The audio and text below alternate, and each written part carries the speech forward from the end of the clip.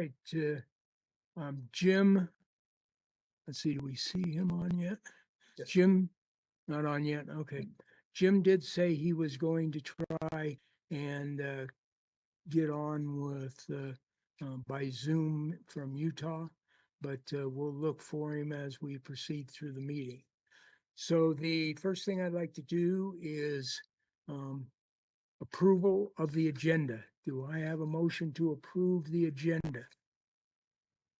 David Zelenak here. I'm happy to do so. Steve, thank you. Do I have a second? Okay, Dave, thank you. So we have a motion and a second to approve the agenda. All in favor, say aye. Aye. Anyone opposed? All right, thank you.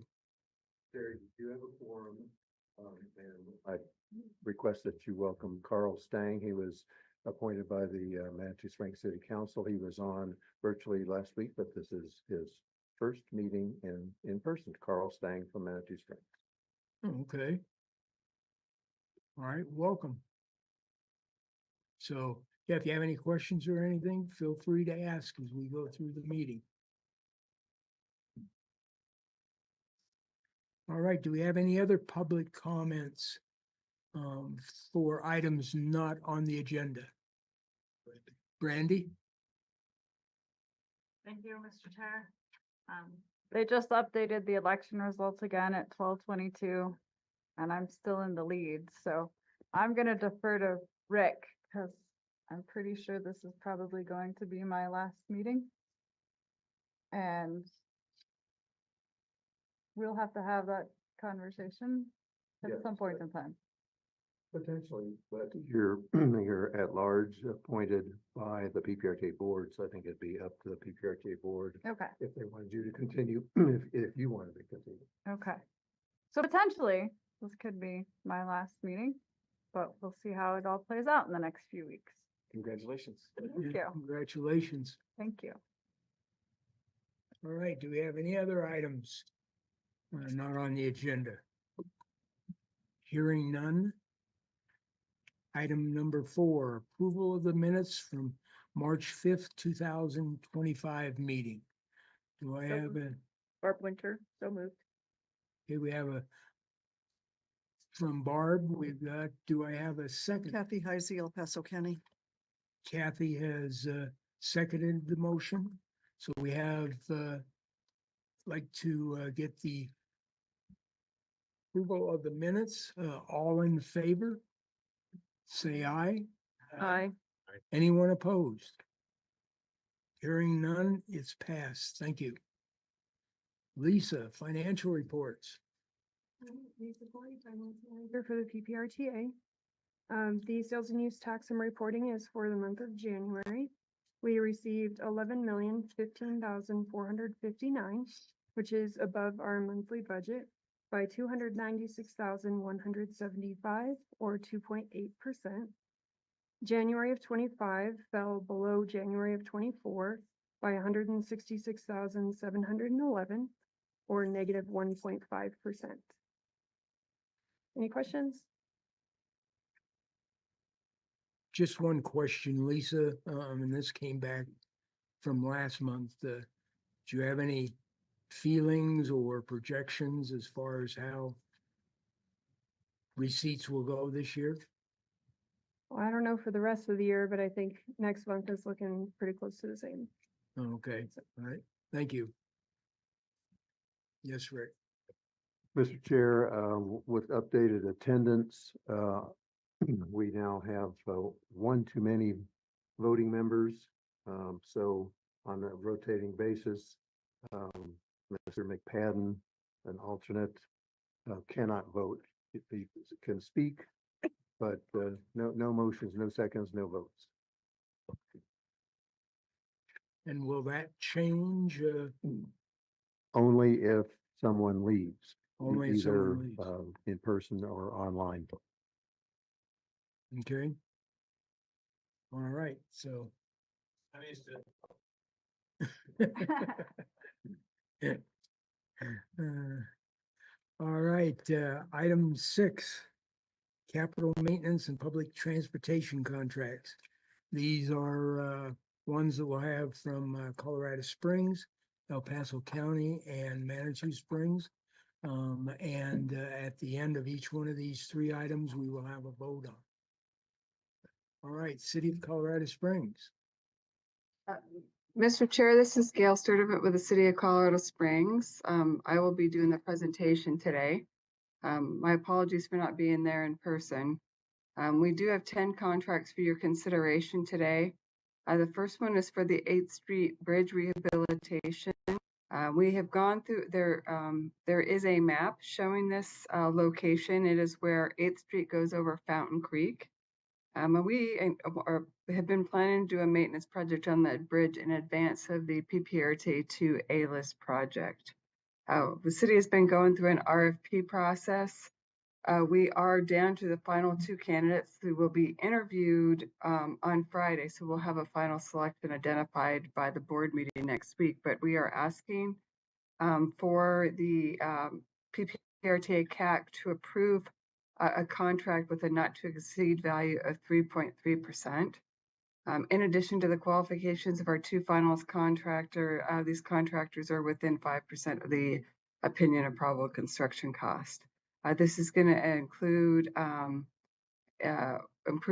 replacing the deck, replacing the sidewalk, widening the bridge. And you can see as we do that, there's some adjacent asphalt work that's going to need to happen adjacent to that to be able to make everything work in that area as we tie in also with the interchange that CDOT put in that connecting road there for US 24. Moving on to the city's second contract, this is for a PPRTA 2, the Las Vegas Street Royer UPR crossing. Once again, there is a map located in your packet to show the location of this, the 2 locations of this project. We have been working with both the Union Pacific and the BNSF railroads to get this project in place for several years, as those have been around for a while. In doing so, with any railroad contract, we have to do a construction and maintenance agreement. Underneath this agreement, we have construction activities, oversight, licensing agreement, drainage and electrical a permit associated with it. The total amount is $1,588,978, and that gets payable to either Union Pacific or BNSF Railways as shown in the memo. Contract number 3 is for the Mark Shuffle Road project improvements. This is a PPRTA 3 project. There is a map shown. As we've mentioned previously, we are treating Dublin Boulevard as one of the phases for Mark Shuffle, so we can get all that work done at the same time. This is the first main construction contract for the Dublin portion of that, and this is for the early action packages for all the underground drainage materials and the construction we want to do during the summer while the PTAA school is out of session. You will see a larger construction contract coming here in the next few months, but we wanted to get this one going so this work can be advanced again during the school year. The city's 4th contract is one that we discussed at length last month. Actually, I'm going to talk about 4 and 5 together. They're both for that 31st Street pedestrian bridge over Camp Creek. There is a map shown with both contracts. One of the discussions we had last time, as you recall, is whether or not the city should be using maintenance dollars or PPRTA 2 capital dollars or emergency bridge fund dollars. When we presented this to the CAC last time, we did have maintenance dollars, and that's where the CAC vote was split. Leading up to the board meeting last month, we made a decision to go ahead and switch those to emergency bridge fund. And so that's how we presented that to the board. I will say that the board did have some concerns about the overall cost of construction. So you can see when we're bringing these back to you all, that we have additional detail that really shows the overall extent of the projects and not just focus specifically about the bridge. So contract number 4 is for the additional engineering services and engineering services to be provided during construction. That would be going to Wilson and Company in the amount of $109,130.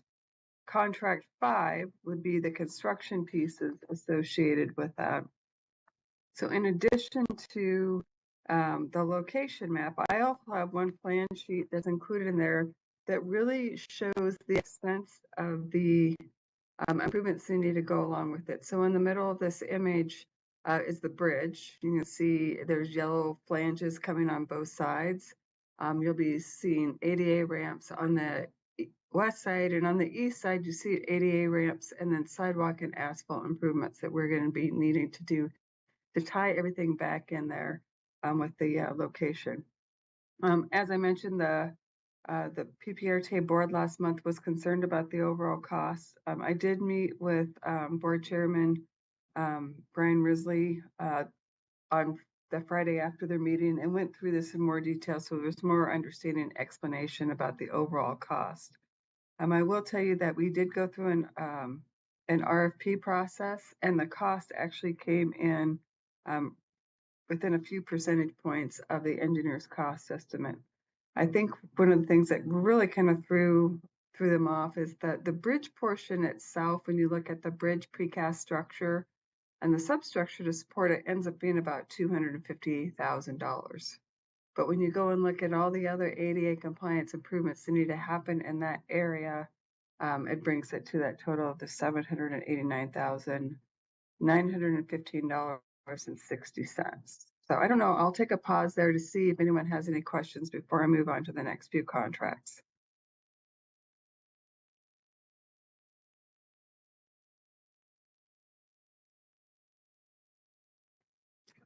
And Mr. Chair, if there's no questions, I'll move on to contract 6, if that's acceptable.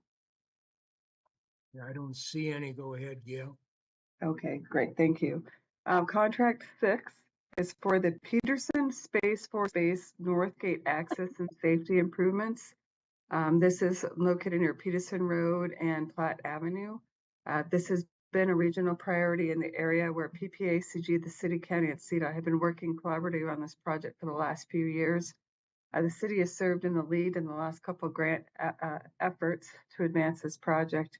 And now we have received a DSIP, which is Defense Community Improvements Program grant, where there's a 70-30 split on this. So we've completed the plans. We've gone through construction advertising. We did do an RFP process where we had 3 proposals. As it turns out that Wildcat Construction was selected as the best provider for this particular service, and they came in at a cost right at the engineers, or just below the engineer's estimate.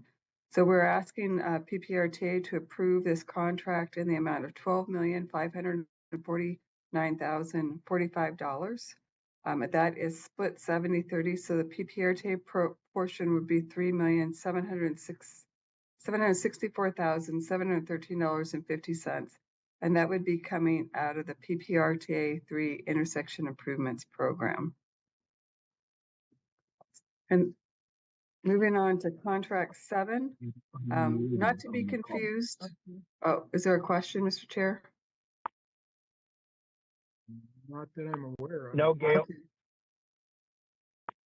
Oh, it's Jim. I think Jim was on. I was trying to say hello. Yeah, I'm sorry. I finally figured out how to unmute my phone. Thank you. Sorry. Okay. All right. I'm going to move on to contract number 7, not to be confused with another Northgate project, but we do have a Northgate access and safety improvement project. And this is at Northgate Boulevard at the Northgate of the United States Air Force Academy. This is a project that we have quite a bit of developer contributions on this area. We went through an RFP process. We had 4 respondents. We made a selection. This is also with Wildcat Construction. The total construction contract is the amount of $2,153,904.50. And as I mentioned, most of that is coming from developer contributions the city has collected over the years. The city is putting in $200,000 of PPRTA 3 intersection improvements monies to really work on the signal improvements that need to happen there at Struthers Road. Struthers and the entrance to the Mining Exchange Museum in this location will share one intersection. And it should, not only should it improve the roadway conditions, it should have a lot of safety and operational improvements at this location. Moving on to contract 7, the city is seeking to install multimodal traffic cameras, counting cameras at 4 additional locations. The city had installed a couple of those cameras already as we've gone through and demonstrated some new equipment to get some data underneath funding that came from a SMART grant, which is a federal discretionary grant program. The city now intends to use the congestion incident management funding in combination with our remaining SMART grants for a total of $80,500. And of that, the PPRTA portion would be $30,500 to be able to get that additional data at those 4 locations. The city had gone through an IFB process for that and looked at least 3 different vendors. So we've got the lowest value and have had the best success with getting data with that equipment thus far. Going to move on to contract number 9. This is the approval of the software license purchase for Vision Zero the Vision Zero Suite, which is traffic safety software. The city uses this software to do analysis of intersections and roadways using data that comes from crash and accident databases to determine patterns and intersection improvements. It really helps us prioritize how we're going to be investing PPRTA monies when we go through to do roadway safety or intersection improvement projects. And that's an amount of $30,000 to Dioxis LLC. And the last contract today is for the Woodman Road median changes at Campus Drive. There is a map located in your packet. This would be a maintenance project that we're proposing to help solve a traffic congestion issue by modifying the median that exists there at Campus Drive and Woodman Road today. And this really what we're trying to fix is when you have folks traveling on Woodman Road that are desiring to turn left-bound to get onto I-25, we have folks that are straggling into Woodman Road that are creating some safety issues. So we're going to be modifying that median to help provide some capacity in there and alleviate some of that work. City intends to issue an on-call concrete task order to Lucky Dog Construction in the amount of $265,802.50. So, Mr. Chair, I'm happy. Those are the city's 10 contracts. We're asking for favorable recommendation to the board, and I'm happy to answer questions. Gail, I have a couple questions and then I'll open it up to the rest of the members. The 30th Street bridge replacement by the school, do you feel comfortable with what you are presenting to the CAC today, considering the fact of the discussions and issues that were brought up by the PPRTA board last month concerning this project? Yeah. So the answer is yes, Mr. Chair. 2 reasons. You know, was able to go through and do a deep dive on the overall costs in it wasn't so much necessarily the cost. I don't think we did a great job explaining the overall extent and what was involved in the project. And as I mentioned during my presentation, we had an engineer's estimate and the costs we received through a competitive bid process is consistent with the engineer's estimates. And additionally, I also met with the board chair a couple days after the board meeting. I went through this in more detail and showed him that one plan sheet too, in addition to explaining more of the history and the development of the project. And it really helped, I think, provided some light and understanding what the overall extent included for the project. It made him aware that what we are doing is in line with the costs that we're presenting. Thank you. My second question is concerning Mark Sheffel Road north of North Carefree.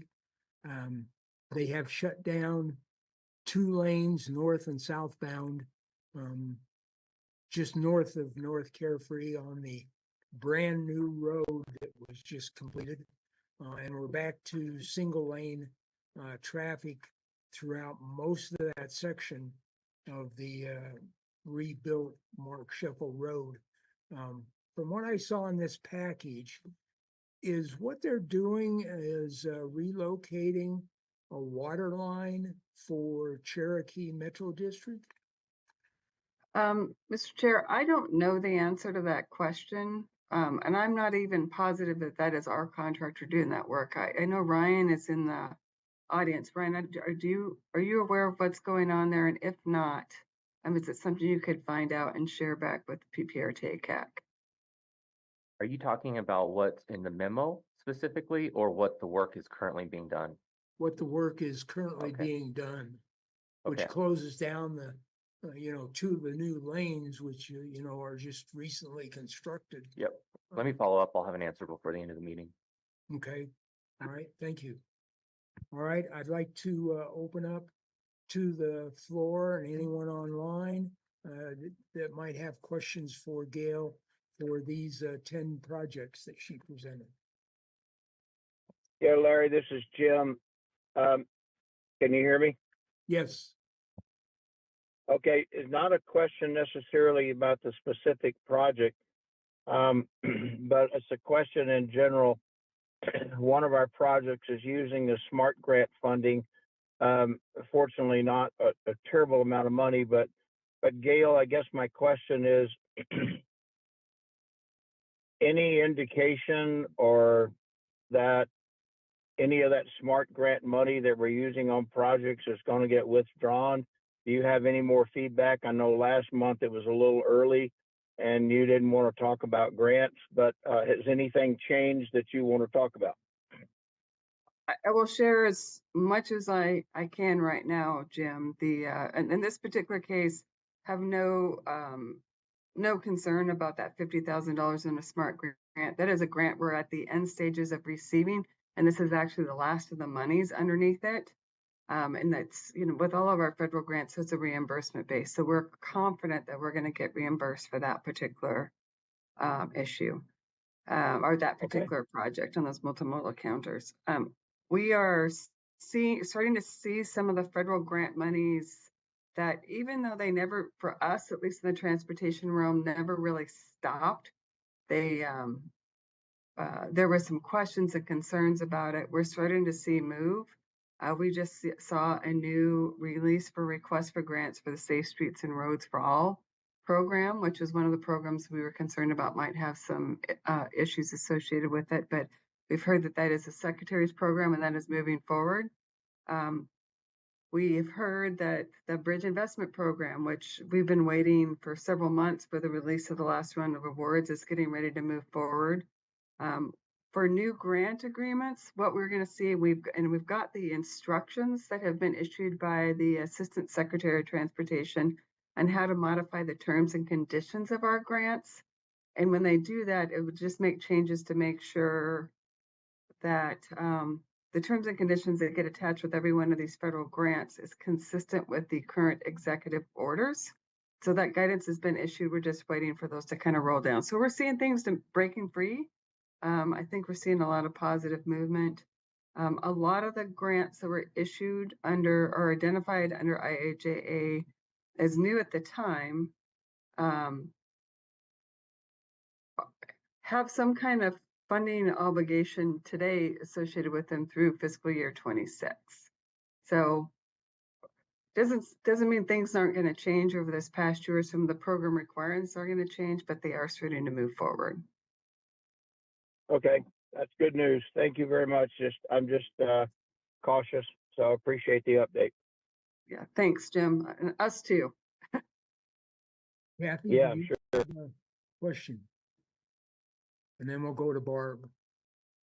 I do Gail, on the 8th Street Bridge that will be widened. It is. How much of that will be the existing bridge and how much will be the addition? I double believe or- the addition is about 10 feet. We are going to be widening to the east side. So if you go and look there today, you see there's a separate pedestrian bridge.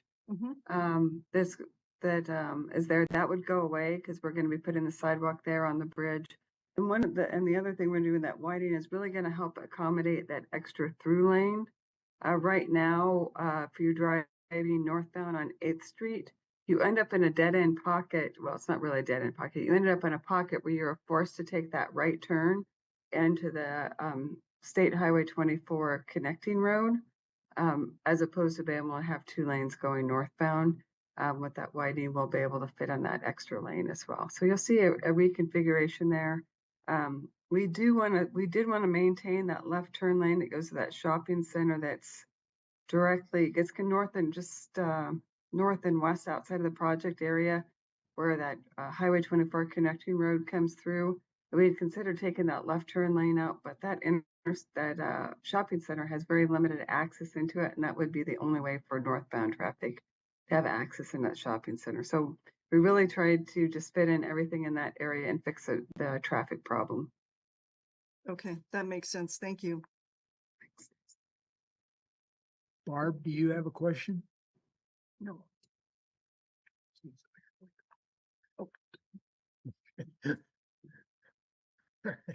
Do we have a, yes, Carl Stang of Two Springs. I have a curiosity question on the Vision Zero suite. Can you expand just maybe for a minute on the roadway and crash databases that are the data source for that? I don't know that I could speak well on that. And Ryan, is Todd in the room with you today? He is not. He is not. So yeah, unfortunately, I don't know tons about that database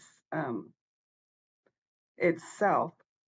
I know in general, we get crash data that's shared with us from the state. So what happens if there's a crash? You know, the police, regardless of jurisdiction, that will do some kind of accident reporting. It actually goes to CDOT. And then we get that data, and then we actually go through and do another, and it gets I guess reviewed and validated when it goes to CDOT, and then it comes to us, and we actually go through another round of validation and data consolidation on that. And I believe that's the data set that we use. And unfortunately, I would have to have our traffic engineer speak with you more directly about that if you wanted some more information in the future.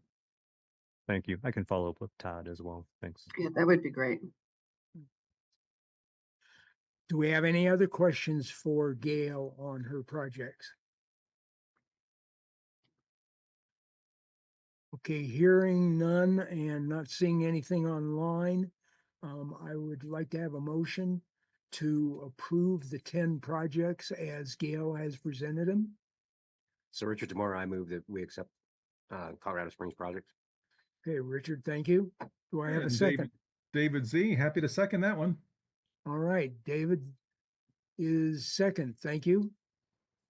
All in favor, or I should ask, is there any further discussion on these 10 projects? Hearing none, all in favor, say aye. Aye. Anyone opposed? Hearing none, the motion passes. All right, thank you. Thank Next you. item is 6B, El Paso County projects.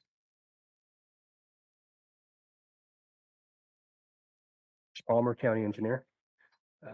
The county has 6 contracts to bring before you today to request support. The first is amendment number 1 to AECOM for the South Academy Boulevard widening project. We'd like to increase their contract amount by $120,160, and this is to continue the design support throughout the remainder of construction.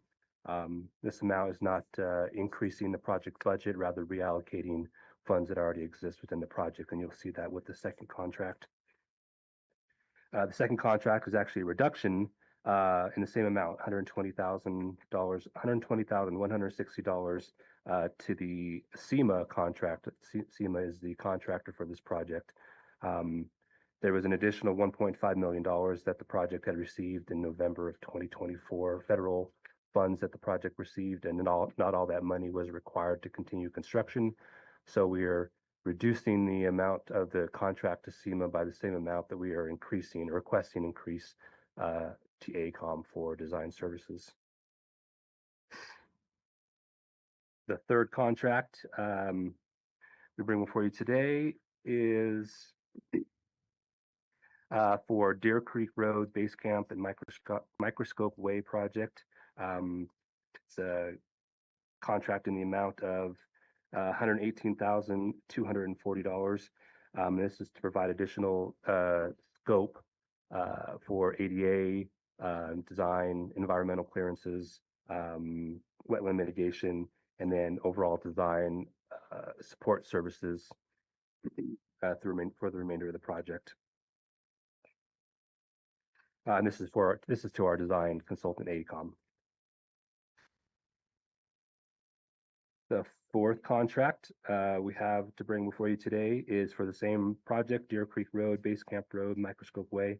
And this is to Western States Land Services in the amount of $79,525 for property acquisition services for the project.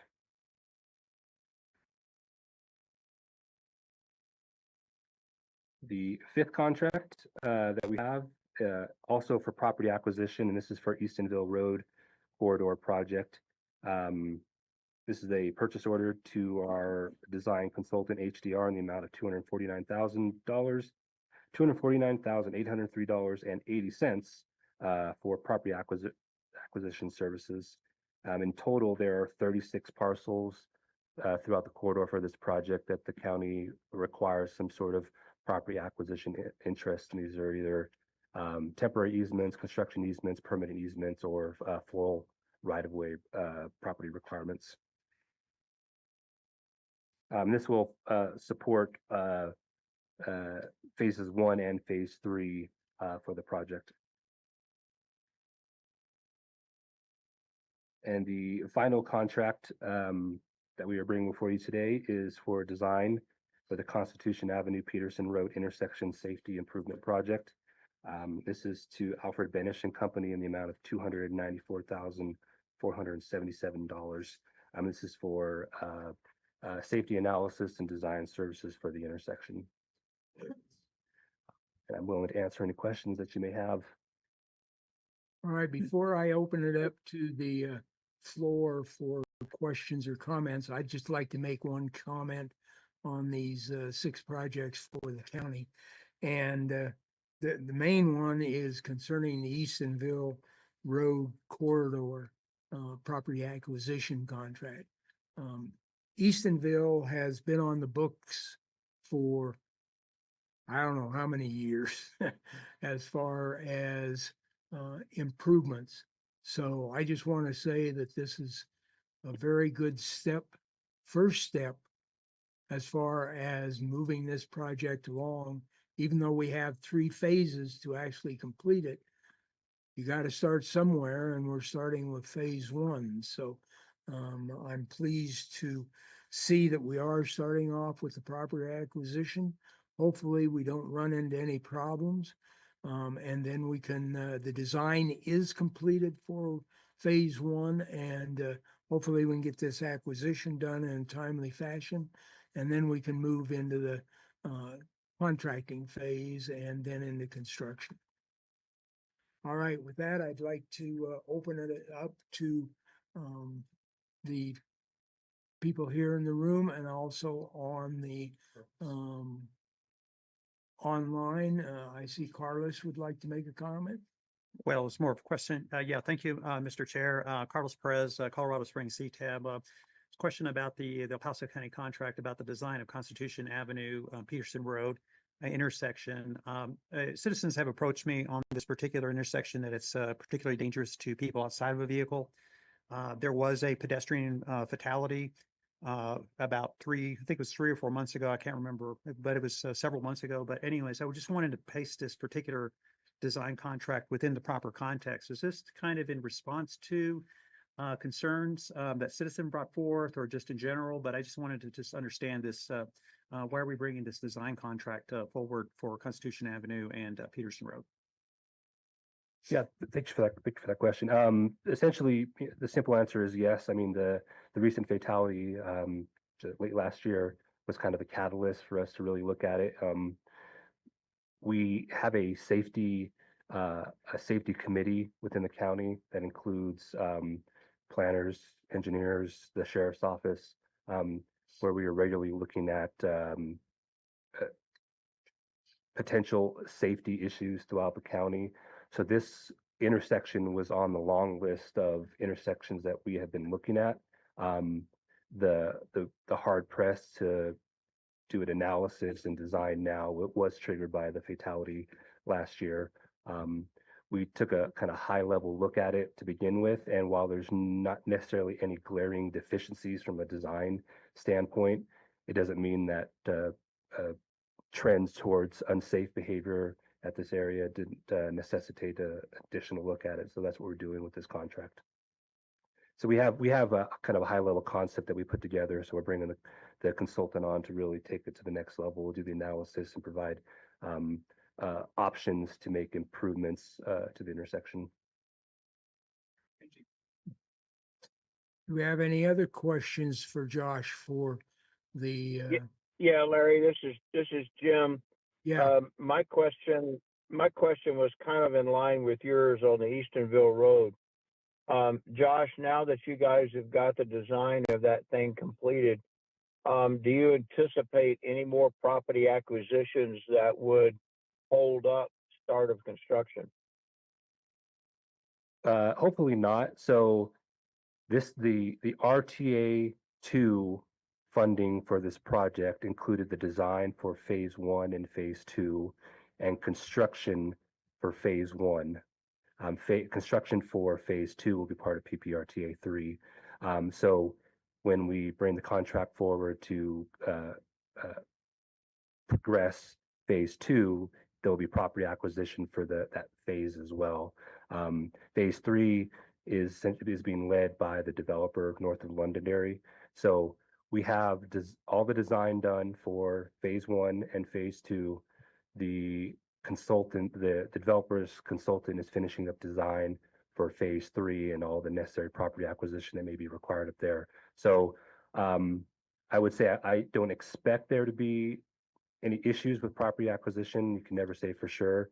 We do have the property acquisition component that will be necessary for the second phase that will come up as far as the RTA 3 funded portion of this entire corridor project, if that makes sense. Yeah, it does. Thank you for that clarity. I appreciate it. all right. Do we have any other questions for Josh on the 6 projects that he presented to us? Hearing none, do I have a motion to approve the 6 projects for El Paso County as presented by Josh? Barb, thank you. Carlos Winter, I move for approval on the 6 El Paso County projects. All right, thank you. Carlos Perez, Colorado Springs CTAB. I second the motion. All right, we have a second from Carlos. All right, thank you. Any other further discussion? Hearing none, do we have all in favor of approving these projects, say aye? Do we Aye. have anyone opposed? Hearing none, the proposal is passed unanimously. Okay, the next item that we have is 6C, City of Manitou Springs. At this point, I am going to turn it over to Jim Godfrey, the chairman of the CAC, and he will handle this particular item along with the presentation from the City of Manitou Springs. All right, Jim. Thank you, Larry. Thank you. Sorry, I couldn't get the link to be online so you could see that I haven't shaved. So you're lucky.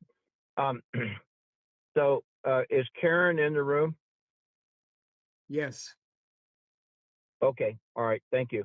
So I'm going to let Karen go ahead and explain, and let the Manitou go ahead and explain what's going on here, and then with these two projects, and then I'll come back in with a comment after those are over. So Karen, go ahead, and you and Manitou, other members, go ahead and do your thing.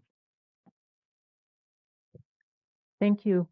My name is Karen Rowe, ROWE, and I am contracted with the city of Manitou Springs to help liaison with PPRTA. I started in March of this year.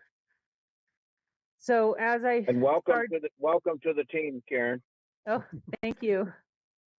So just a little background. I handed out a memo. I'm going to talk first about Hiawatha Gardens and the Workshop 40 contract. Yes.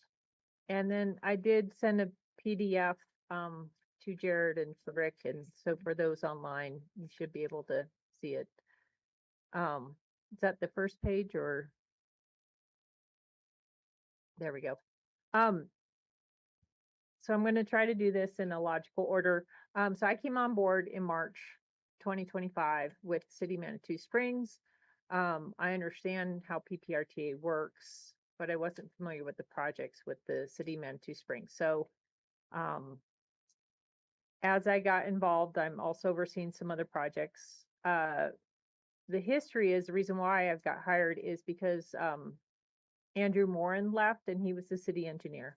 Before that, it was Dole Grebnick as the city engineer, and they were the ones trained and designated as the PPRTA liaisons. I met with PPRTA like March 27th to get trained on what is needed and asked, what's missing from the city. And through that process, we discovered that Workshop 40 was doing some work for PPRTA 2 capital improvement project. They had a contract over 25,000 that was not approved by PPRTA and didn't have the PPRTA language.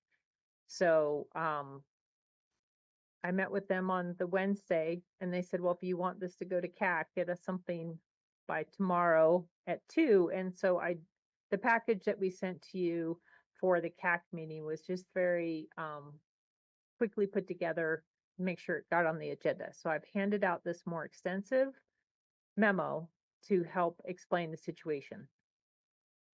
So Hiawatha Gardens has a contract with Workshop 40. I should say Workshop 40 has a contract with the city to work on Hiawatha Gardens. Now, Hiawatha Gardens, it's a transit center with a community building. So I have some visuals in there so you can kind of see how that works.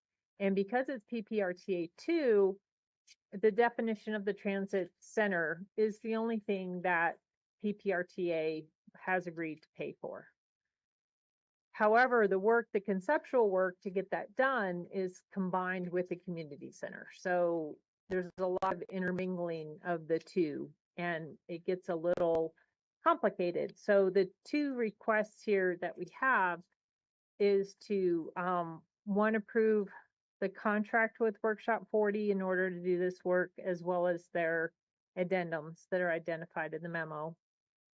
I have Erin Ringsred here, who is now the project manager for Hiawatha Gardens, and she went through all the contracts and differentiated between what could be considered in this conceptual phase of the project, what is transit center, what is community building. Now, again, in the conceptual phase, it's a little more than 50% because it's the whole site. It's the parking lot, it's the pickup area, as well as where the building is. So it's very much the layout. So we do have that included in this, the amount of contracts with Workshop 40, the breakdown of each of the contracts for what the city thinks is fair for PPRTA to pay for. And then at the end, it shows here's how much Workshop 40 work if the CAC and the board approve they would like to be reimbursed from PPRTA, and then how much they're paying for on their own for the rest of the work. I am working with the city. You'll see this in both memos. We have Lovers Lane coming up, as well as this one that says, okay, how did this happen, city? How can we prevent this from happening again? So they have some measures that they're going to take, and they have taken to make sure this doesn't happen again. And the first thing they've already done is they have a contract checklist, and they have PPRTA in there now, and making sure if it's PPRTA funding. Also, we'll put a list of projects together. Right now, it's not super expensive, and we know what those projects are. So that's the immediate fixes in place, as well as they plan to do some training for other staff, right? People who handle the contracts, people who handle the invoices. And they have a new engineer starting. So to, make that part of their job description, make sure they're following it, will be made sure to follow up on. So it's not just a city engineer, but they know that's responsible. So with that, I'm gonna pause. I do have Denise Howell here, the city administrator, and I have Aaron for any very specific questions on the contract or this request. And if the request is clear, we're asking for approval of workshop 40 past contract, change orders, and then the amount that we'd request for reimbursement. So I'll pause there. Yes, Rick. Mr. Chair, since it's a 9-page memo followed by a 4-page memo, my question to the CAC is how much detail of walking through the 9 pages and the 4 pages would you like, or has everybody read through it while Karen was talking? I just want the CAC to feel comfortable with the details, since it's a walk-on handout of 9 pages followed by 4 pages. That does seem to be quite a bit of detail to go through for a presentation for us. Go ahead, Brandy.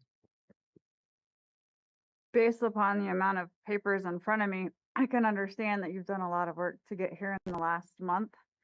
And having spent a portion of my career looking through 400 pages and trying to digest it, the way that it's presented and the fact that there's a lot of handwritten stuff on here means that, in my opinion, if there's not a rush, I would like to wait till next month when you guys have had a chance to present this. Right now, I see contracts from JVA. I have workshop 40. They don't seem to have a PE on staff. So I'm trying to figure out why they're adding structural information in there. And if JVA is doing the same thing, is that being paid for in multiple places? I personally would like something that's more consolidated. And I know that in the last 2 or 3 minutes, all I've been able to come up with is a lot of questions and not necessarily digest it all. So I don't know if Denise wants to answer if there's a rush, but if there isn't a rush, I think 1 month would do you guys a lot of good. Jim, do you have any comments? No, I have not had a chance to digest the paperwork. I appreciate Karen's explanation, and but I kind of understand where Brandy's coming from, and I would concur with that if it's not an emergency. And I think this comment's going to pertain to the second phase of this too. But some of the members that haven't been on the RTA CAC for a while, the RTA helped purchase Hiawatha Gardens and that area, I don't know what, Rick, 10 years ago or so. And so there was an agreement on the percentage of work as a transportation hub. It was approved and done. And they've got the charger stations down there. and or need to be improvement on that. And there's a percentage of the building that was agreed upon. And so there's a lot of details in here. And I think that if Rick and them have looked at this to make sure that the requested funding for the building work is within the guidelines that were established when that property was purchased and agreed upon as a transit center versus a community building portion of it. If Rick and them trust that those percentages are in line, I'm okay, but my gut feel is I feel like Brandy that I'd like to have an opportunity to digest this. But I haven't heard, no one said what's the sense of urgency.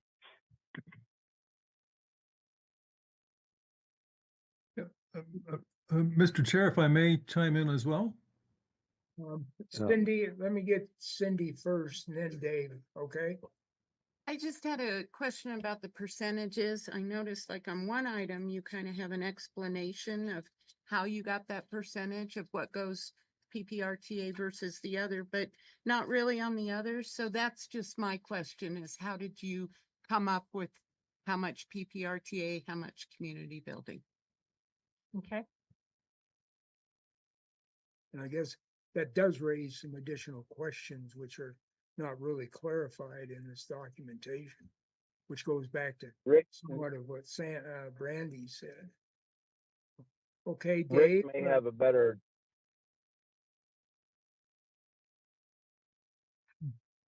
Go ahead, Jim. I'm sorry. Yeah. No, go ahead, Dave. I was just going to say Rick may remember those percentages. I don't off the top of my head. Seems like to me it was 5 or 8% or something like that. But Rick may remember those. I don't. There wasn't a specific percentage that was ever agreed upon. I think it's going to be negotiable and at the request of the city of Manitou Springs and with review by the CAC and the board. With regard to urgency or not, I think that it's an A and a B. A was Lisa and I were trying to get all invoices and reimbursement requests from member governments for the 2024 audit, with yesterday being the deadline. And that's why we were scrambling to try to get this as soon, or at least clarify the reimbursement request that I received a week or 10 days ago from the city, and potentially could have paid, but then when I saw that we had several contracts over 25,000 not having been reviewed by the CAG and approved by the board, that's when we had the additional conversation with Karen and Denise. But now that we're past the deadline for these 2024 potential obligations of the PPRTA to pay, particularly on Workshop 40 and potentially on the Lover's Lane work as well, since we're past that, there's no urgency from PPRTA staff. So then the B part of that would be the City Manager Springs timing for receiving reimbursement, since they've already paid some of these vendors. So that would have to be a comment and potentially closing out their books as well. So I guess Karen and Denise would have to speak to the B part of the timing. So this is Karen Rowe. The city would be fine waiting for next month and preparing something that is more researched for what was agreed upon in the past. It sounds like a better explanation as to how we split things the way we did between the transit center and the building for these invoices. Yeah, and you had said the last month. Well, we had really the last 4 days, and I do apologize. We will be more careful and more diligent in making sure all the details are worked out. But there is a new project manager too on Hiawatha, and she doesn't have all that background and all that history. So we put enough detail in there that we thought you would be comfortable, and then I get that it might be too much detail to be approved at this time. Denise, do you want to say something? Good afternoon. And Mr. Chair, I did have a question, but I'll follow up later. Okay. Good afternoon, Denise Howell, the City Administrator at City of Manitou Springs. A couple of things I do want to mention is if we could get it today, it helps us with our books also and our audit, because we've got to close our books and get the audit done. If we don't have it done by July, we get fined from a state perspective. So that would help us. However, I want to make sure that we give you the information that you need. Brandy, regarding an engineer, he's not an engineer, but he subcontracted with an engineer. So we had all the right engineers on site. We had everything, and it was part of the subcontracts that were done with him. The reason how this was split out, and I want to remind you, is yes, we have the community area, which we were trying to put the bathrooms on to that, if you remember correctly. And so the bathrooms were going to be part of it. So with the storm drainage and everything that was happening, that was part of the entire transit hub. We've learned that now we have to move the bathrooms over to another place that they can't be in that storm drainage. So that's why some of that was 100% and not 50%, because we were looking at where we can put the bathrooms to stay out of the floodplain and especially the storm area. So this was all done with the right engineers and with all the right people that we needed to do. Again, I take full responsibility for this not being brought to you early. That is my responsibility as city manager. We do have processes in place now. Karen is going to be on with us for a while. We're going to make sure that we do the right training, and I'm overseeing all PPRTA invoices and contracts at this point. Right. Thank you. All right, Dave, you have a question? Well, actually, I did, but my question was going to be if Denise, since she's there and went all the way down to the room, would be so kind as to sing a few words. But she took the words out of my mouth because she knew what I was thinking and just did what I was going to ask. So Denise, it's always nice to see you. Thank you for appearing there. The really overarching question I would ask, since there's, I would say, kind of a medium urgency here, and I think we all are hardwired to get to yes somehow for you, Denise, is Rick, help me again understand, is there a staff recommendation for us to go ahead here? I know there's a lot of information I have not, like Brandy was saying, I've not had a chance to drill into it with much detail, but is there a staff recommendation to move forward or not? How do you see this, Rick?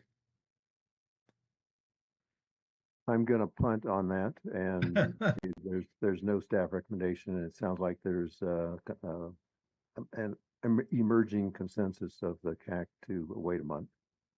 Okay. Denise, would that still allow you to make your deadline if we just push the rec down the track a little bit?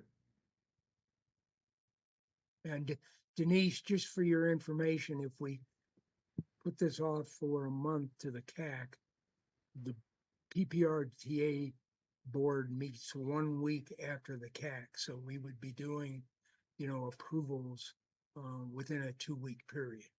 Yeah, I will tell you, I can't answer that right this moment. My CFO is not here, my finance director. I don't know when our books are going to close and what that means. But, as any small town, I have 2 people working on our audit. And so there's always a rush trying to get things done and completed to get the audits done. So I can't say positively that that won't impact us in a negative way, but I also understand that we made the error, and I understand your concerns. But if there's a way to get to yes today, I will tell you it will help us tremendously with our audit, and we can provide additional materials with the yes. If you say yes, as long as this information is submitted, we will make sure that you get that. All right, I got a question, Denise, and for the group. Is the second project got a similar story? No, Lover's Lane is not we're working on that now. So Lover's Lane is really a 2025 audit more than a 2024. So I'm not as concerned about Lover's Lane. The Hiawatha, I am much more concerned. Okay, so here was the thought that I had in the conversations that have taken place as this situation has evolved, and the comments that I had, that the conversations I've had with Rick as this has gone on.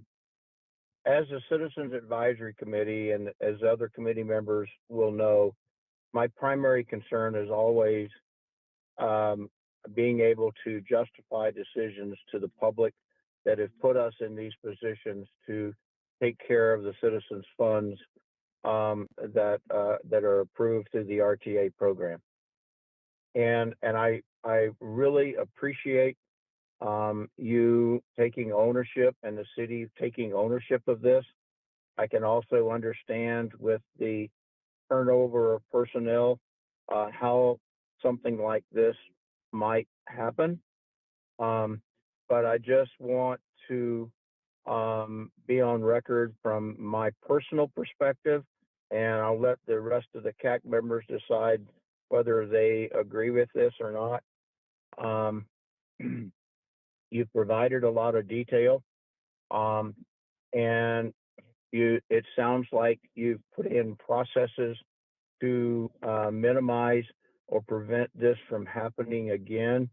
I just want to make sure that when we deliver this to the board on whatever decision that we do, is that if it is approved, is that we make sure that this is a unique situation and an exception to policy, and that after careful review, we make the recommendation of whatever the members of the CAC do. But I just want to make clear that to the public that we have been down this process carefully and reviewed information and made a decision for the benefit of the community and safekeeping of the tax dollar.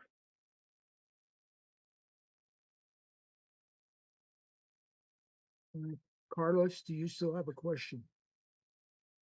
Yeah, I'm not sure. Yeah, actually, my question, if we just go back to, this is agenda item number 5. I'm just looking at the what was budgeted or what was spent, and we'll see that the original cost estimate for the Manitou Springs Transit Shuttle and surface or structure parking. I assume, by the way, that's the same thing as the Hiawatha Gardens. That's the project here. Yes.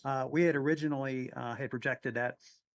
By the way, knowing how these projections, these are usually just estimates at the very beginning, was $650,000 for this. The revised project cost is $1.9 million. So it's almost like 3x, increase in there. So whatever is presented next month, or I'm not sure exactly, but just to understand, maybe just kind of drill down, maybe provide some detail. What have we spent to date? It sounds like there was some acquisition. We had got the building. But currently we have spent $1.2 million on this project. And I'm kind of like, to reiterate here what Jim was saying, what are the taxpayers getting for that? What we spent $1.2 million. What are we getting when we spent that money? Specifically, what is it we got for that? And so whatever comes forward, I think next month or I'd like to just go back in history, look at the history of this, and have that also provided the what is that $1.2 million, and also just understand the increase in the cost, because that on paper it doesn't look good, when you have an increase. And we've had this discussion before, but if there's an explanation, a rational explanation, usually we can provide that. But on paper, it looks as though this looks like a cost overrun, and I prefer to answer those questions as soon as we can. Thank you. Denise, were you okay with my comment?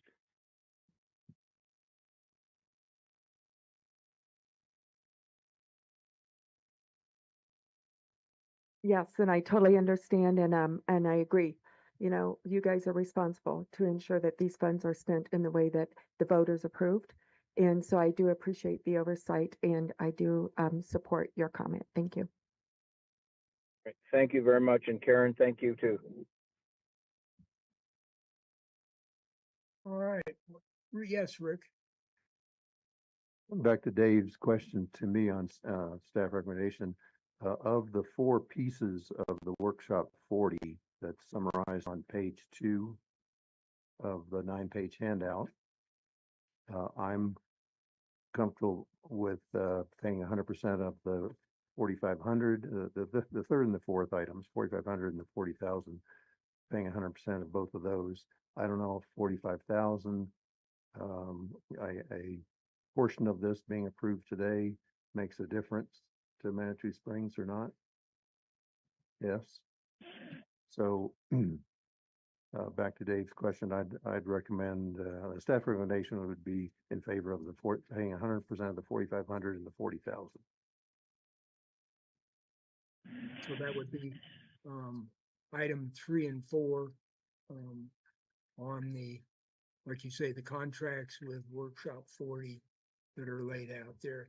The additional items, 49,000 and 122,000 would be deferred till next month for additional For information. further discussion, further support and rationale on the percentages. Based on Jim? what I've read, I could support. Based on what I've read, I could support Rick's recommendation if that's okay with Manatee. Yeah, Manitou Springs agrees with any portion would help. So if you could approve those last, the 44,500, that'd be great. Denise, quick question. At what point do you incur interest for non-payment of an invoice? Usually 90 days, they start interest, sometimes 30 days. So, again, I would have to check all of that and see what it entails. Okay. Okay, thank you. Can I just mention a little bit of, this project has been very unique because it is in the floodplain. And I will say we've been told numerous things regarding the parking, how we could make the river change, the creek. So it's been a pretty complex project. Trying to find the exact answer of how to move forward has not been easy. The floodplain has changed, FEMA has changed a few things. So that's some of this cost, is just really trying to get answers and drill down to get the correct answers as we move forward. Yeah, Dole had told me about some of the floodplain things when I met with him out there while he was still there.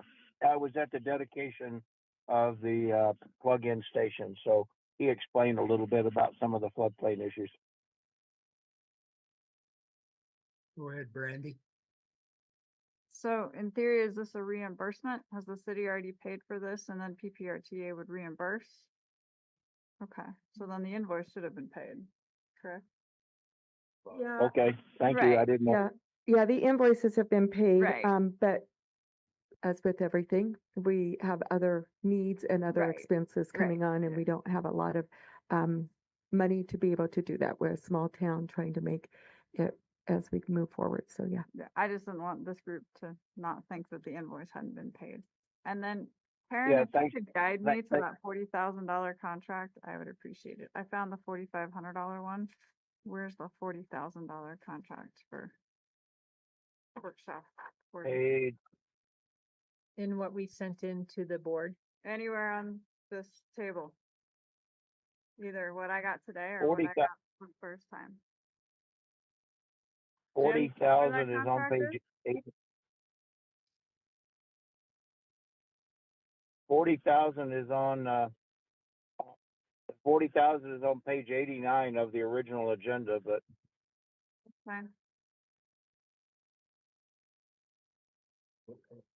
That's for the Chase Bank site across the Yeah. creek. oh, from the sorry, main- sorry. The Chase Bank thing, that's the one of the 40,000. Yes, that's my recollection. Subject to revision.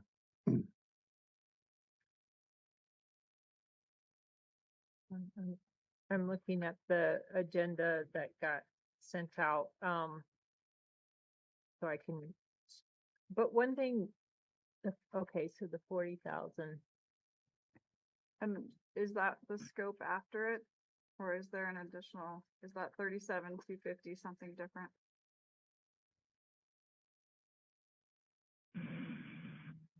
So the $40,000 contract is on page 89 of the handout.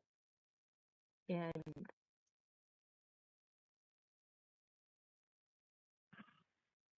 the compensation shows there, the civil structural architecture estimating and then plus taxes. So, that's we did shorten some of this contract stuff, so it wasn't, believe it or not, in the package. It was shortened, so I'd have to see for sure, but that does show kind of how the Chase Bank site became the restroom and transit center portion. So that $40,000 worth of work for that contract was exclusively for the Chase Bank as a transit center drop off with bathrooms. So if I marry it up, it's your additional services number 2 is that scope that follows that contract on page 89. Yes. So that's the 37,250, give or take Yes. 40,000. And you're comfortable with that scope fitting under what PPRTA would be comfortable? Yeah, it says plus time and materials if occurred. And just as a cheat sheet, the city of Colorado Springs and El Paso County do a great job of summarizing all of the contracts with all the pertinent information. So Yes, thank you. We will do that. Yes, I We'll- know, it's 4 we'll start days. doing that now. That's another thing that we'll start doing, and we'll make sure the city staff has that summary also, so they can understand, what projects are funded and what percentage. And we'll get some history too on what was agreed to and why it's different than maybe what was agreed to 4 years ago or something like that. But thank you for pointing that out. We will start doing that. And Rick said the percentage of negotiations, so I would say when you come back next time, have a justification for the percentage so that we can understand where it came from. Yes. The staff's And for those that- perspective, go ahead, Jim. No, I was going to say, for those that may not be familiar, the Chase Bank, when it closed down, is right at where just across the creek from the parking slot and the transit center. And it really could, once developed, could facilitate the buses pulling off of Manitou Avenue into there to unload and whatnot without having to deviate around through the park like they're currently doing. And I don't know whether that's what Joel and I talked about when we were looking at all of that site, and he was thinking about those possibilities. But is that still the plan, Karen, Denise? Is that kind of be the drop-off point for the transit center? We're gonna ask Erin Ringsred to come up. She's now the project manager. She'll probably have the best answer for that. Okay, thank you. Hi, Erin Ringsred with the City of Manitou Springs. Yes, the Chase Bank, we are looking at how that can be incorporated into transit as a whole.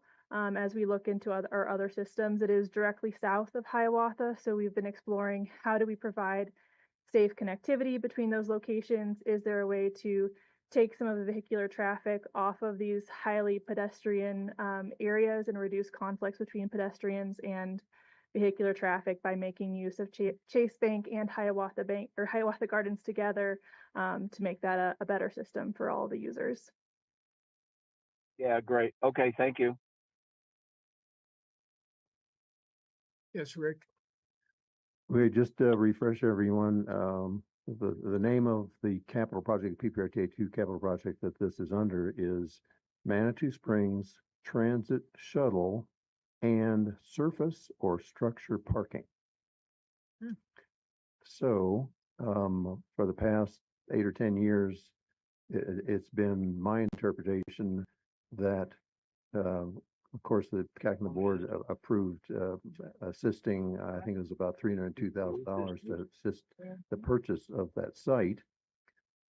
It's been my interpretation that under this Manitou Springs Transit Shuttle and Surface or Structure Parking, that all of the parking lot and the portion of the building that would Hold on. serve the transit shuttle folks would be the proper percentage. So 100% of the parking lot. So if you just take the whole site, including the rooftop, and do a square footage percentage, which I have not done, but that's something I would request that the city staff of Manitou Springs might want to do the 100% of the parking, because the shuttle people, of course, the community center folks will also use the parking, but I've been interpreting generously that the entire parking lot is potentially usable for transit, shuttle, and surface or structure parking. So I've been interpreting the 100% of the parking lot, but not 100% of the building, because the city has spent years looking at options of how to use that building as a community center. Of course, we're not in the business of a community center. So my interpretation has been 100% of the parking lot site and some small percentage of the building, because a little percentage of the building has to be for restrooms for the shuttle folks, but not the majority of the building that's really a community center. So that's why I've said it's negotiable, because the CAC and the board and staff have never set an exact percentage for the site.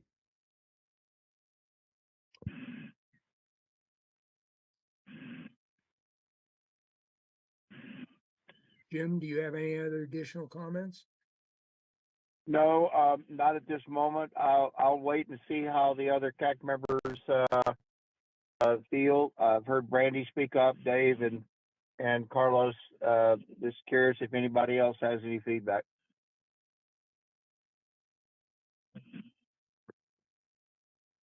Yes. Kathy. Kathy Heisey, El Paso County. At this point in time, I would be in favor of having the entire project come back next month instead of doing it piecemeal. That way, you know, as we don't negotiate a little bit now and negotiate a little bit later, it would be a clean decision on the entire presentation. Yes, go ahead, Cindy. Speaking as someone from another small town, if everyone's comfortable with that 44,000, I think that would help Manitou Springs. I understand what you're saying to piecemeal, but I would be in favor of doing the part we're comfortable with. Any other? And I would add to Cindy's comment, and Kathy, I understand your comment, but I would add to Cindy's is that if Rick is comfortable with a portion of it as presented, separate that in a recommendation to the board from the total package, and then let's relook at that next month. But if Rick is comfortable with a portion of it, I wouldn't object to approving it on a personal level, not as a chair, but on a personal level. Go ahead. Yeah, based on Ed Dills, based on Rick's recommendation, I would think it'd be okay to go ahead and do the 45,000, whatever. Since that seems to be clear already, but I would definitely want to see the rest reviewed next month. And just to clarify, I probably said 45,000. It should be 44,500. Yeah, I could support that as well. We have some Same here. additional discussion. Cindy? Well, I'd like to make a motion that we approve Manitou Springs' request for 44,500 for a portion of the Hiawatha. And as chair, could we also have an addition to that motion that next month they come back with a presentation of the remaining material that we discussed today? So moved. Can I do that?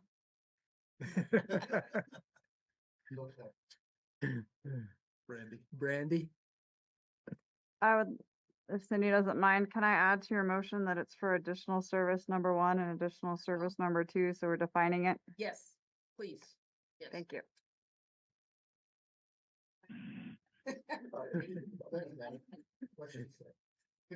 You got that all for the minutes?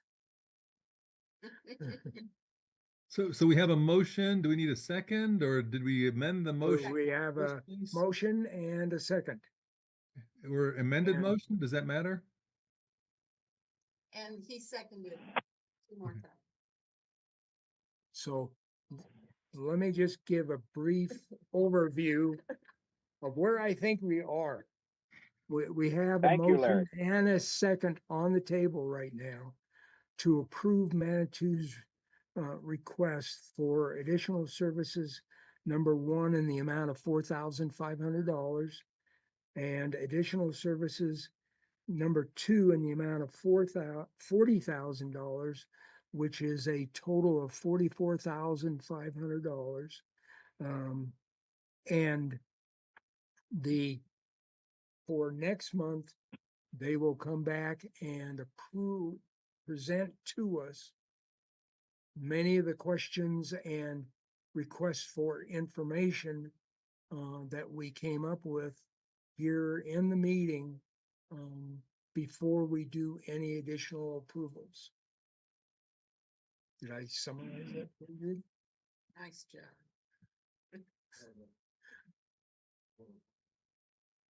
Yes. Cindy, you agree with that synopsis?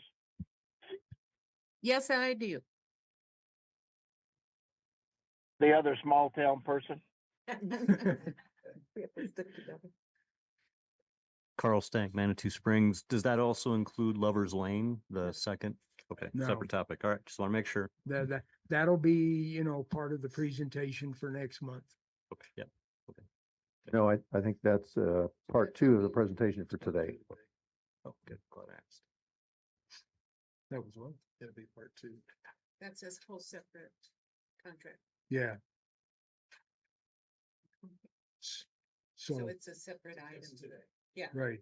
Is Are we does gonna approve Manitou, is We Manitou haven't requesting discussed it yet. approval of discussed it. Lover's Oh, Lane okay. today? We're doing Lover's Lane. Yeah.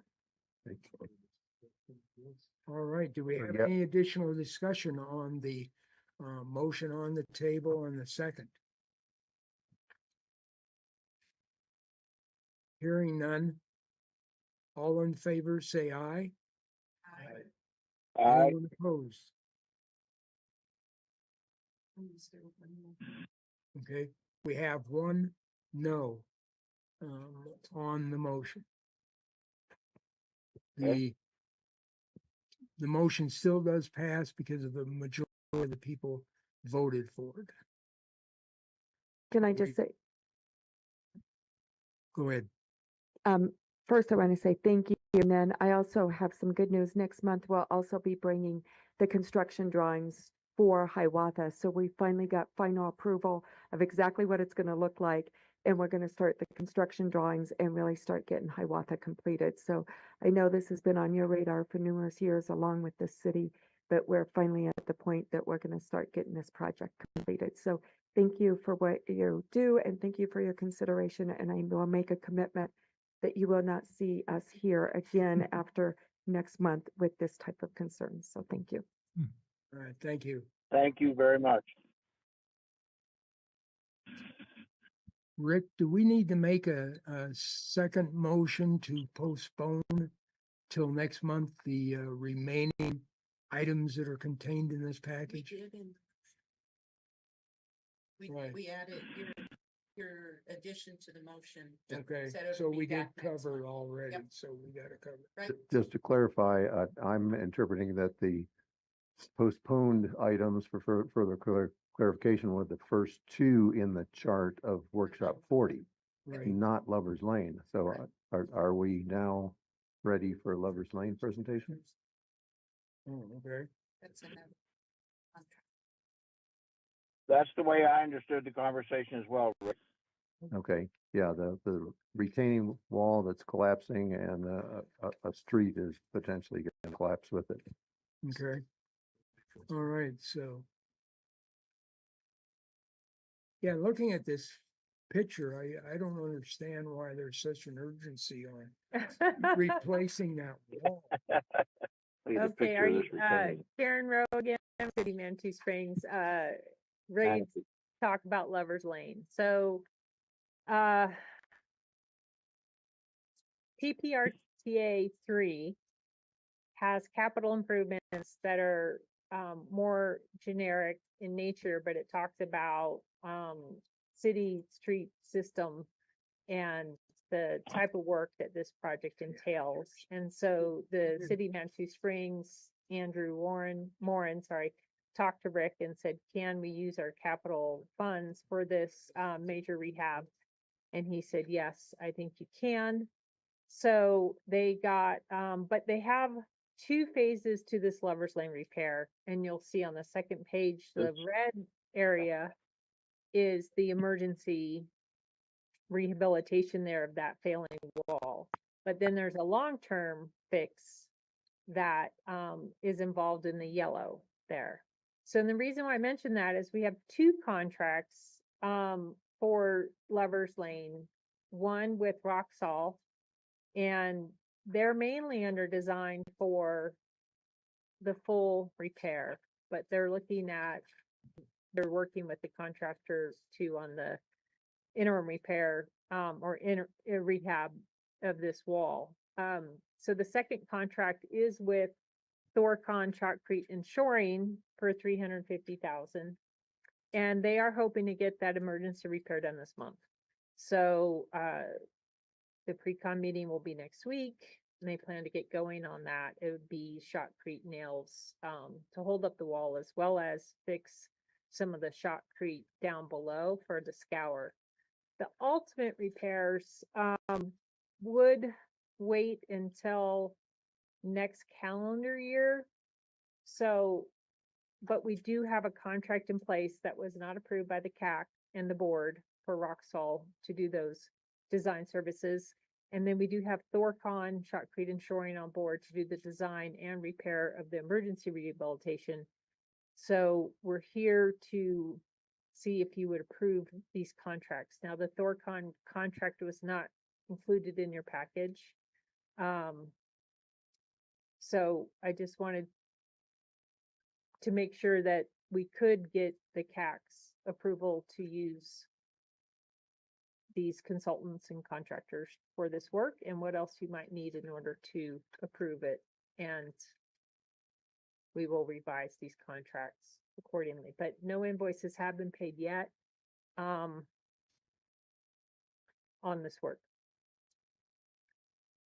The PPRTA 3 capital project name that City of Manitou Springs is requesting this under is Manitou Street System Safety and Mobility. So it's my interpretation that a collapsing retaining wall and a failing street is safety and mobility. So that's staff recommendation. Yeah. Mr. Chair, I do have a question here. Again, the Manitou Avenue safety and mobility improvements. Actually, it's kind of a two-part question. Did Manitou Springs look at any maintenance dollars to do this repair on this retaining wall? Maintenance rather than it being, see, to me, capital has always been, we're planning this, we're going to do this type of work. Yeah. In advance, so in other words, it's on a kind of schedule, but erosion or retaining wall collapsing seems like an emergency service, and so it seems to be more in the maintenance category. And I do have a follow-up question on that, but let's just look at that. Okay. Is this the correct, should we capitalize a repair? So the city, I do have the wording that they used, and it's not Manitou Avenue, but it's Manitou Street System Safety Mobility. And they did make it so it is road reconstruction, bridge rehab, intersection improvements, drainage improvements, ADA improvements. The city has looked at using maintenance funds, right? You will see next month, though, they're coming back to use this year's maintenance funds for paving projects. So they chose to use the capital funds instead based on the definitions that they have for this PPRTA. And it's up to 555,000 that they have for the capital funds this year. The maintenance funds was not that much, but they have chosen to use their capital funds. And I could see why you would make that delineation, but they do have the wording for it to be included in their capital construction. So, Mr. Chair, again, my follow-up question, going back where the scope in this, when my understanding, when we talked about any kind of street safety, it was really more for pedestrian movements, vehicle movements, mobility would be, active transportation. I do have a concern that by, doing an emergency repair on this is that we're going to be, there's only so much pie to go around with this. And so if we have a pedestrian or street safety issue with, like active transportation, we won't have the money for this. And I had always thought that the priority was for all users, multimodal users in this corridor, not to shore up, a retaining wall here that obviously needs to be fixed too. So I'm going to have to disagree with the characterization that, a retaining wall collapsing is a safety issue in that sense. The safety here was safety for people outside a car or people or tourists. And I just don't see how this is in scope here. I do understand though, this has to be done. If we don't have the road collapses, we've got a problem. So, but I don't interpret this line item to be, basically an emergency repair on a retaining wall. This is really meant for safety of pedestrians, bicyclists, car drivers. Thank you. Jim, do you have any comments? Yeah.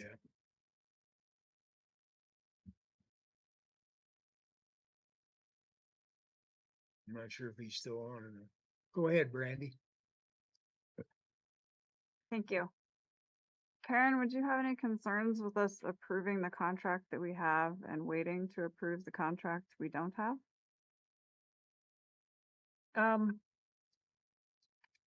Because the other one is more of a long term. This one for Roxall is the immediate one to fix the problem. And then the other one is a long-term solution, correct? So Roxall's the long-term solution, and Thorcon, the contract you don't have, is the short-term solution. That's even more interesting. Yeah. When are you gonna have the short-term solution contract? We have it now, but we didn't have it. I didn't send like it the in last at 2 the hours? time last Thursday. Okay, we'll discuss that in a second.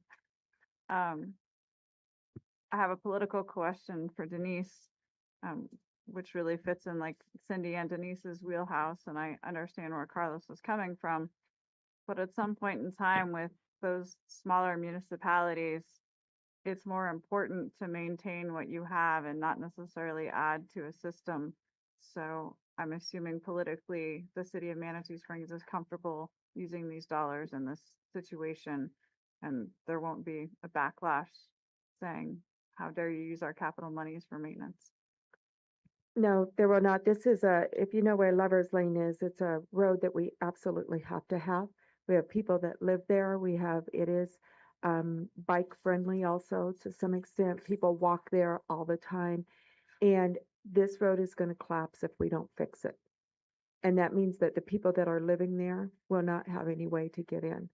We are limiting, it's a one-way right now, and we're limiting vehicles, what size of vehicles can even get on there, which is a trash issue right now. This is a situation that we did not expect, but of course it occurred. So no, we will not have that concern. And I think that's why when we did this purposefully in 2022, I believe is when this went to the ballot, we made it very general because as a small city, we don't know what's going to happen and what crisis happens. And we don't have the reserves to just make things happen, right? So we made it very general to be, instead of one specific project, we needed it general so we could manage things like this. Okay, thank you. So, Rick, To answer your, we have Jim. Larry, to answer your, I was going to say, to answer Larry's question, I was on mute. Sorry. No, I don't have any questions at the moment.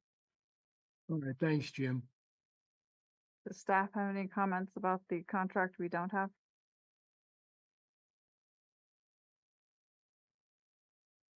No,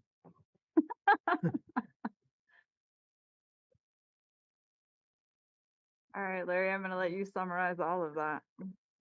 Well, I was just going to ask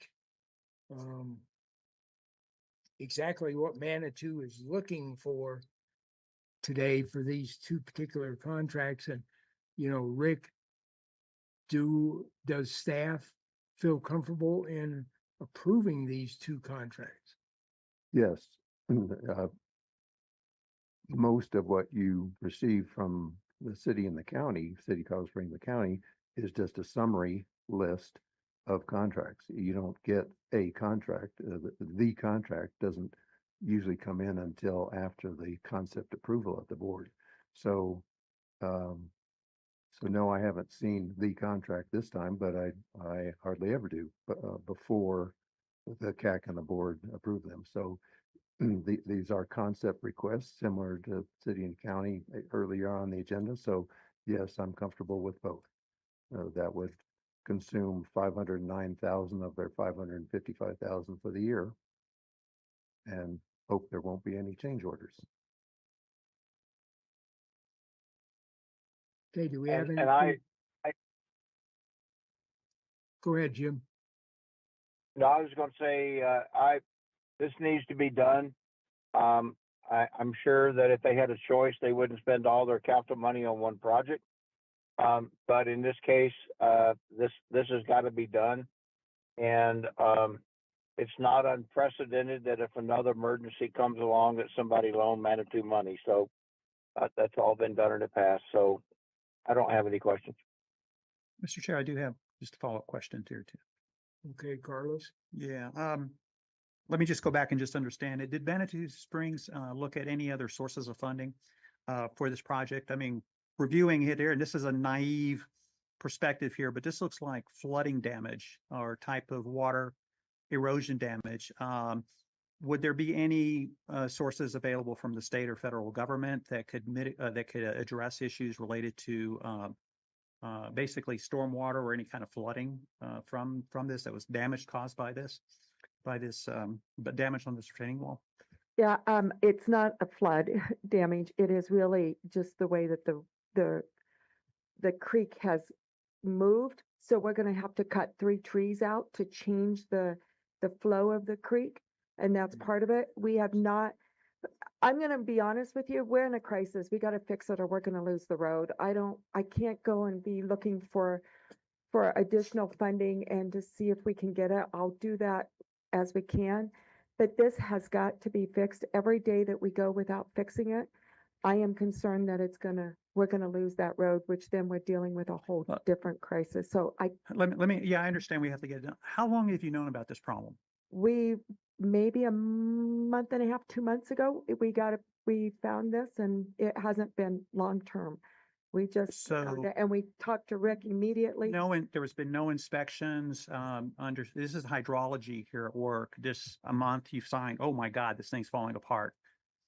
Yeah. This is not under a regular inspection or stormwater or. Right, look at I do this. have concerns that this should not be a surprise unless it was a flood or a something happened here. You know, we do have, natural disasters. Right. But if this is not a natural disaster and then we find out a month later, oh my God, this roadway is going to collapse, shows me that there's a lack of regular inspection of our waterways and our roadways.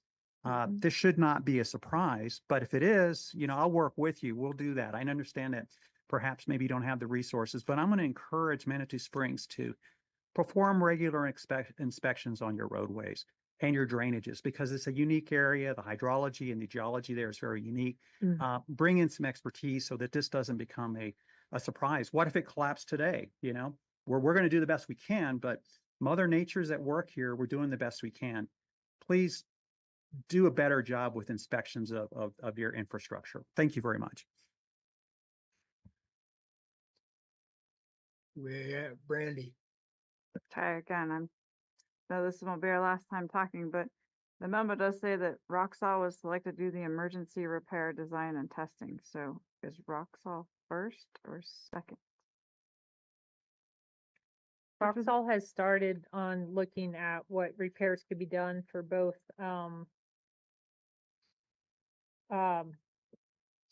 looking at the immediate issues, working with Thorcon, but primarily they're there to help figure out how the wall can be repaired for the long term. So So- first or second, they were contracted first. Okay. Um, But Thorcon's the one that's really gonna come in and shore it up tomorrow? yes, I think what happened is Roxall was brought in to say, hey, can you help look at what would be the repair of this wall? And I think it was determined that, no, something needs to be done right away. So let's bring on a company that can do that repair right away. And so the wall doesn't fall. And that was Thorcon Shotcrete and shoring, but then still look at the full length. And what Denise mentioned about taking out 3 trees, that's one of the conclusions they came up with, Roxall did. The long-term solution would be to make some changes in the canal, so it's not hitting that wall in that location, and do some other repairs. So that's the capital improvements that you'll see coming back next calendar year. So then is Roxall just gonna do a design and give you recommendations for essentially construction in 2026? Yes. Okay, so that 159,000 is not so much for repairs, but it's gonna be for design. Okay, thank you. All right, do we have any other discussion? I would like to put a motion on the table to approve the 2 contracts as presented by Manitou Springs for Roxall in the amount of $159,416.32. And the second one being Thorcon Short Creek and Shoring LLC in the amount of $350,000 for repairs to the wall along the creek as we have discussed. Do I have a motion to approve the motion that I just put on the table? Kathy Heisey. Yeah.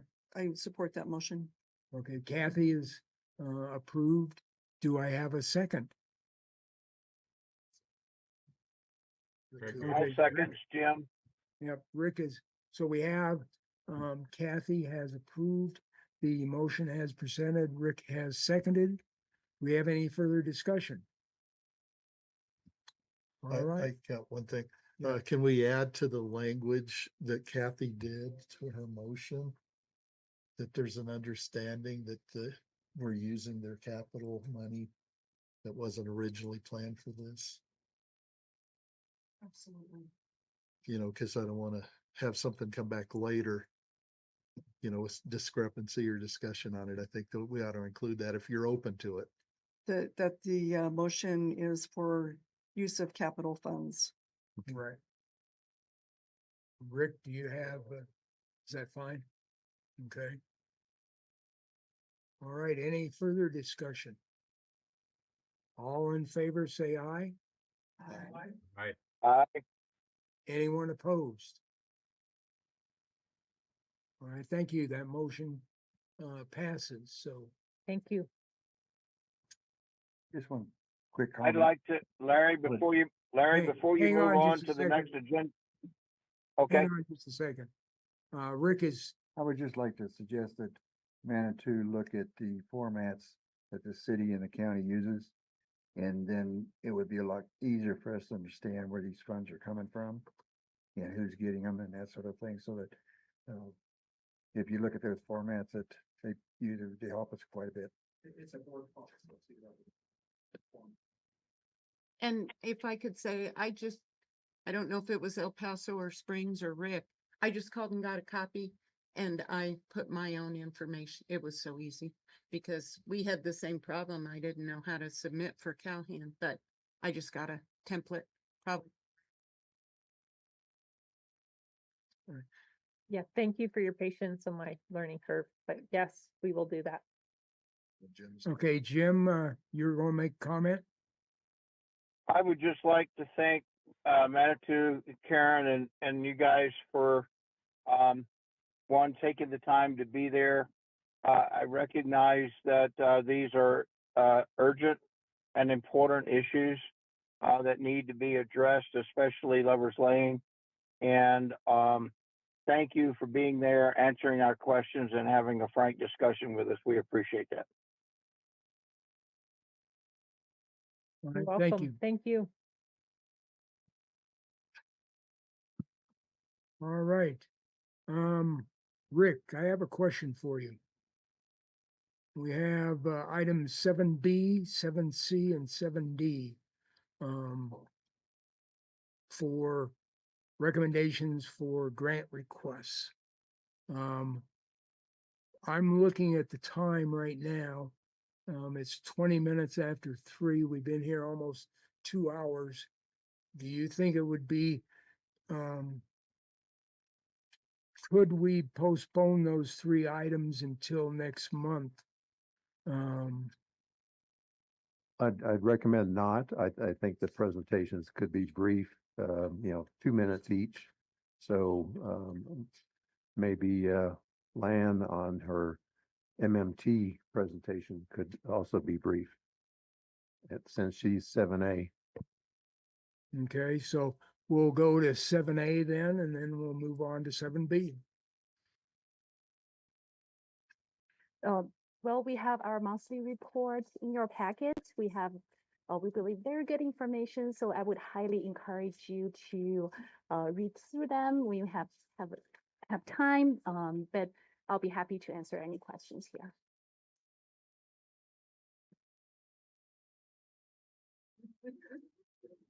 Well, that was quick. We do have good information, so I would highly encourage you to read them. Thank you. All right, thank you. All right, we'll move on to 7B, City of Colorado Springs, request for PPRTA to serve as grant recipient for the MMOF funding for the downtown shuttle. Thank you, Mr. Chair. Gail Sturdivant with the City of Colorado Springs. I'm going to give you an overview of actually 7B, C, and D together, and then hit you the fine points of each of those 4 requests, and knowing that we would need approval for each individual action recommendation to the board. These 3 requests are to receive approximately $14.4 million of state grant funding by PPRTA on behalf, in all 3 cases, this is for the benefit of Mountain Metro. The first one is, excuse me, the first one is for the downtown shuttle, and it is for MMOF, which is a state grant funded project. It's Multimodal Transportation and Mitigation Option Fund. The city has already competed for this funds and been identified for award in the grant amount of $4,796,660. We are asking that the board serve as the recipient of this grant money on behalf of Mountain Metro. If they would do so, those grant funds would go into the PPRTA 3 Transit Services Enhancement. So the request in this case is to have PPRTA serve as a recipient of those MMOF funds and to initiate an IGA between MMT and PPRTA to execute that grant. The 7C is very similar. However, it is for grant funding that we did not have to go through an application for. The new downtown transit center was identified in Senate Bill 267. CDOT and more specifically the Department of Transit and Rail are treating this as a grant. It is state funded money. We are requesting that PPRTA serve as the recipient of those funds. It's $8 million on behalf of Mountain Metro. If they did that, those funds would go in the Transit Stop and Station Improvements Program, which is also a PPRTA 3 program. And the second part of that request is that also to initiate an IGA between this Mountain Metro and PPRTA to execute that grant agreement. And then the third one is for a new MMOF grant application for on-demand transit service. This was a service that was identified in the transit master plan and put in the long-range transportation plan over the last couple of months. This on-demand service, the grant application is the amount of $1,609,808. And once again, we're asking that PPRTA serve as the applicant and a future recipient if the grant is awarded on behalf of Mountain Metro, and that we could initiate an IGA to execute that grant agreement. So I'm happy to answer questions on all three of these grant opportunities and respectfully ask for your recommendation to the board to serve as the applicant/recipient for these grant funds. And either myself or Lang can answer questions.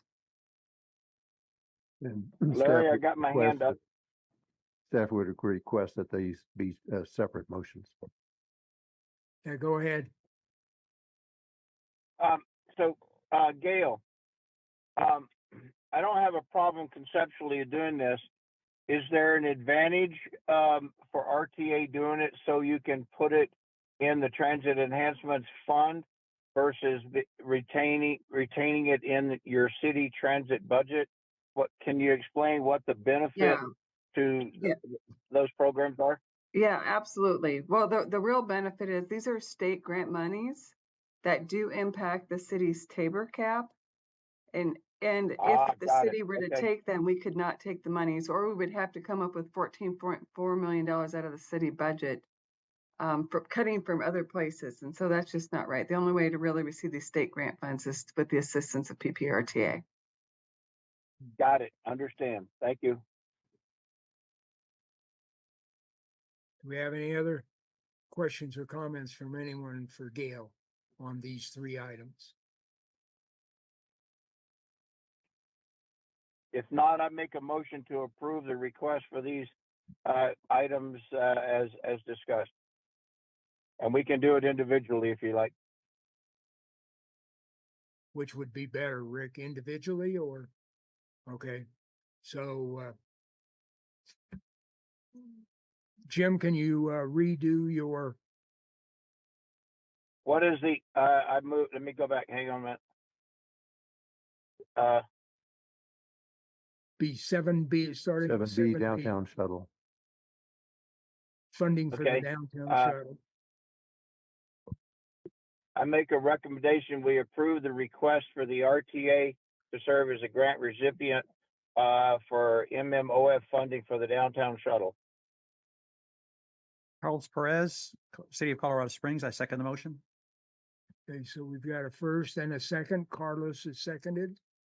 Do we have any further discussion? All in favor, say aye. Aye. Anyone opposed? All right, that motion passes. All right, Jim, you want to go on to the next one? I make a motion, we approve item 7C, RTA serve as grant recipient for Senate Bill 267 funding for downtown transit center that I was on the selection committee for 8 years ago or something. You can take out the last part. Parenthetical. Jim, we're trying to move it forward now. So thank you for that. Thank you. Carlos Before I Perez. die. Carlos Perez, Colorado Springs CTAB, I second the motion. All right, we've had a motion and a second by Carlos. Do we have any further discussion? All in favor, say aye. Aye. Anyone opposed? All right, that passes. All right, Jim, third one. City of Colorado Springs request for RTA service grant recipient for MMOF funding for on-demand transit services. I recommend approval. Carlos Perez, Colorado Springs CTAB, I second the motion. All right, we have a motion and a second by Carlos. Do we have any further discussion? All right, all in favor of the motion, say aye. Anyone opposed? That motion carries. All right, thank you, Jim. All right, moving on to the next item. 7E, City of Colorado Springs Monthly Change Order and Property Acquisition Report. Yeah, thank you, Mr. Chair. Gail Sturdivant. The next two items are informational item. First is the combination of the change order log and the real estate item. And the next item on your agenda is an update on the reimbursement statement for Powers Boulevard. Both of those agenda items are informational. I'm happy to answer questions.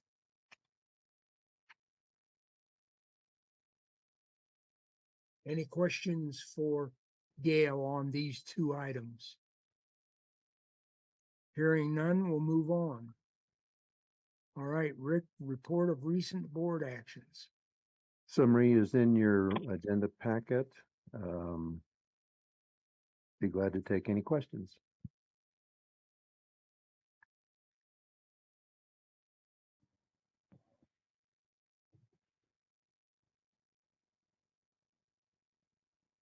Hearing none, we'll move on to item 8B.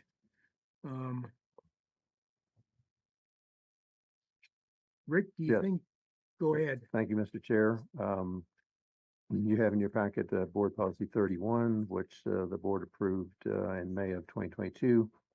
A recent review by staff, staff feels that we need a little stronger board pre-approval step in paragraph 1, which is shown in red, because we felt it wasn't clear that the board would approve before grant applications were made.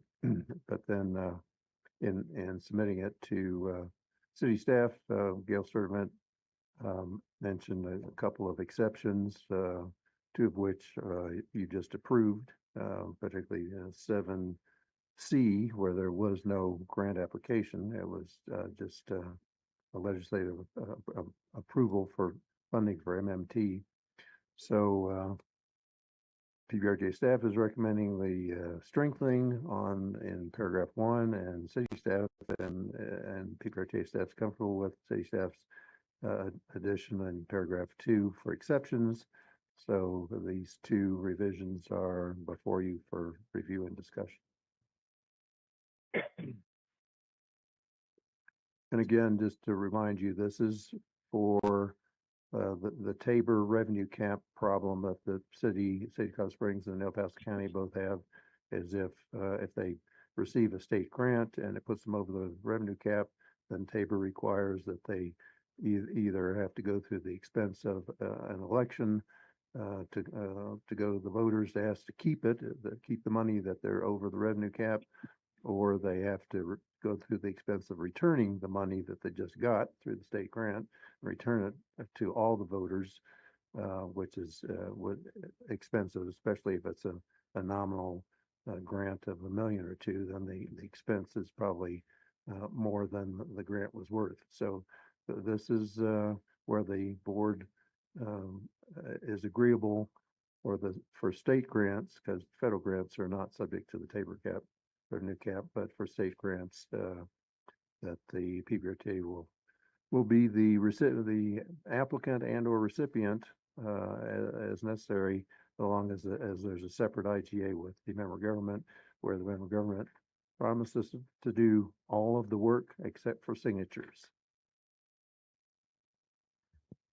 Staff recommendation Larry, if I may, is approval. Yeah, go ahead, Jim, and then Brandy. I think this falls squarely in our charter to improve transportation in the region, and anything that we can do legally to assist and make that happen. I think it would be foolish to turn down or penalize a member government with a Tabor cap when we have an alternative to alleviate that penalty and make things happen.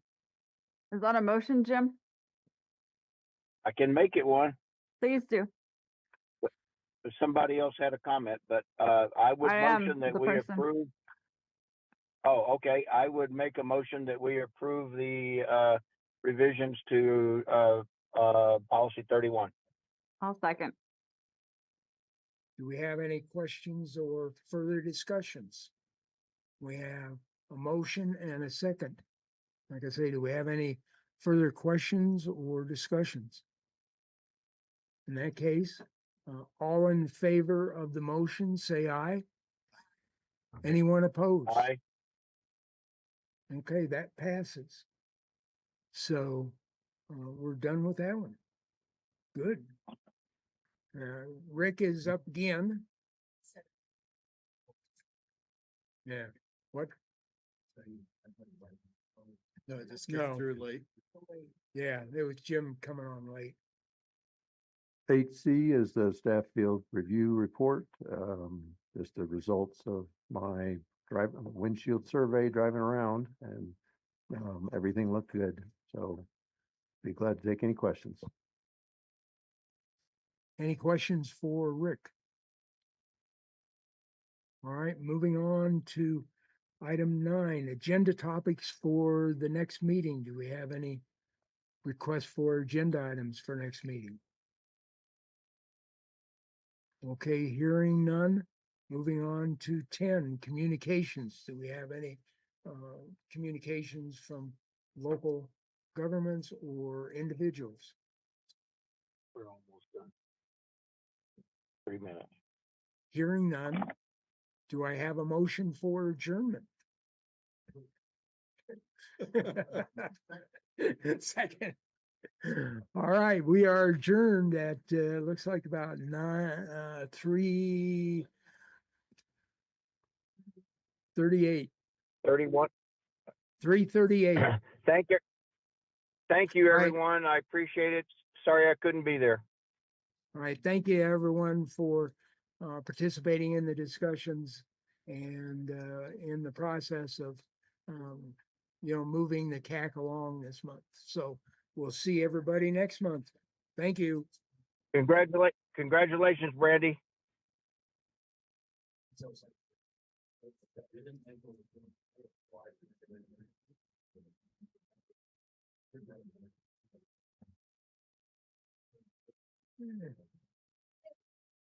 Yeah, I thought we were gonna get hung up on those 3 items from the